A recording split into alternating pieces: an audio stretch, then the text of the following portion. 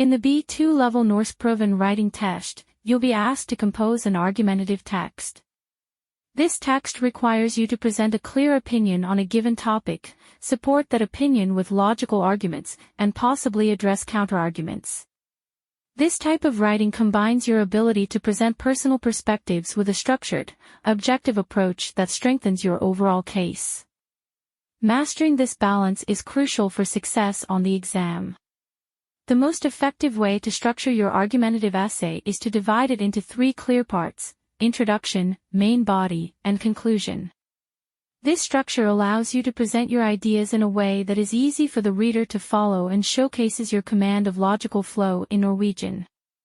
Let's take this topic as an example and write an argumentative text of 250 to 300 vocabularies. Bør elevene få bruke mobiltelefoner i timene? Bruken av mobiltelefoner i klasserommet er et omdiskutert tema. Noen mener at mobiltelefoner kan være nyttige verktøy for læring ettersom de gir tilgang til informasjon og digitale ressurser.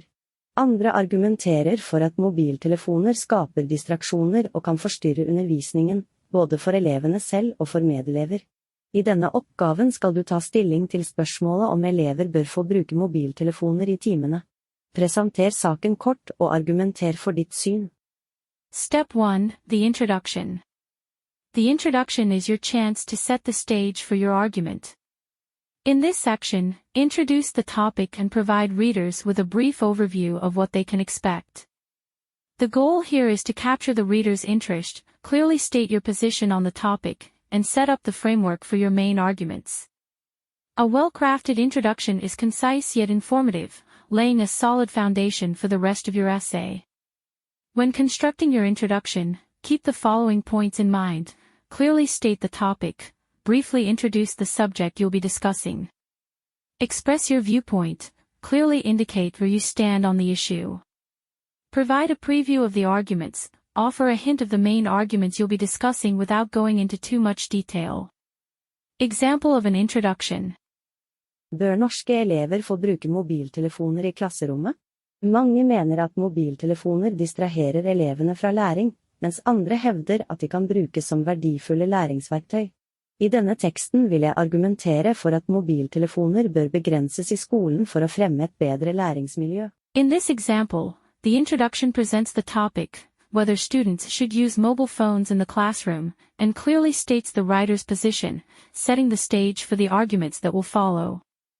Step 2. The main body. The main body is the core of your argumentative essay, where you present your main arguments. Here, you'll elaborate on the reasons that support your stance and explain why these points are relevant. For clarity and depth, it's usually best to focus on 2 or 3 main arguments rather than spreading your attention across too many points. This approach allows you to provide thorough explanations and specific examples for each argument. Key tips for crafting strong arguments: select relevant points, choose the most compelling arguments that directly support your stance. Having a few well-developed points is far more effective than numerous, weaker arguments. Use specific examples. Where possible, back up your arguments with specific examples or data.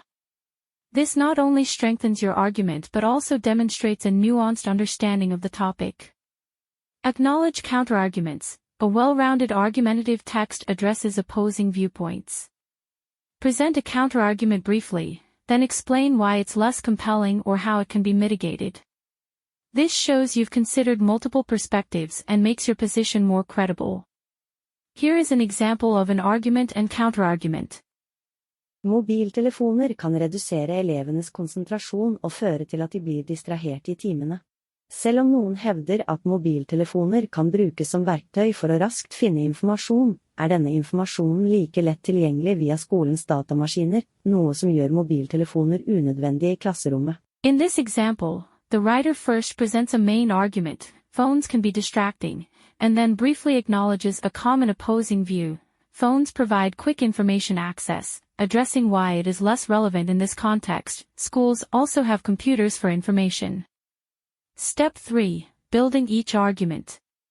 Building each argument. For each argument you present, aim to clearly state the argument.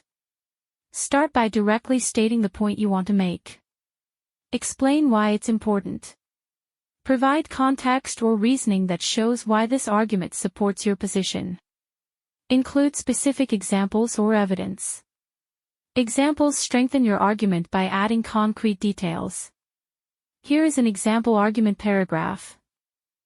Mobiltelefoner kan ha en negativ effekt på elevenes konsentrasjon. Når elever har tilgang til telefoner i timen, de mer tilbøyelige til å bli distrahert av meldinger, sosiale medier eller spill. For eksempel har flere undersøkelser vist at elever som bruker mobiltelefoner under undervisning, presterer dårligere på prøver enn de som ikke gjør det. Ved å begrense bruken av mobiltelefoner, kan skolene derfor hjelpe elevene å fokusere bedre og prestere bedre i fagene sine. This paragraph develops a single argument by presenting a reason. Phones are distracting, supporting it with specific evidence. Studies show students with phones perform worse, and tying it back to the main point, restricting phones improves focus and performance. Step 4, the conclusion. The conclusion is where you summarize your main points and reinforce your stance. It's essential not to introduce new information in this section. Instead, focus on consolidating the arguments you've already presented and providing a clear final statement that reflects your overall viewpoint. A well-crafted conclusion briefly revisits the main ideas discussed in the body of the essay and leaves the reader with a clear understanding of your position. Here is an example conclusion. For å oppsummere, selv om mobiltelefoner kan ha enkelte nyttige funksjoner, ulempene ved å tillate dem i klasserommet betydelige. Begrenset mobilbruk i skolen kan bidra til et bedre læringsmiljø der elevene mer fokuserte og engasjerte i undervisningen. The Norskprøven B2 writing test assesses your ability to communicate effectively in Norwegian, demonstrating not only language proficiency but also logical and persuasive thinking.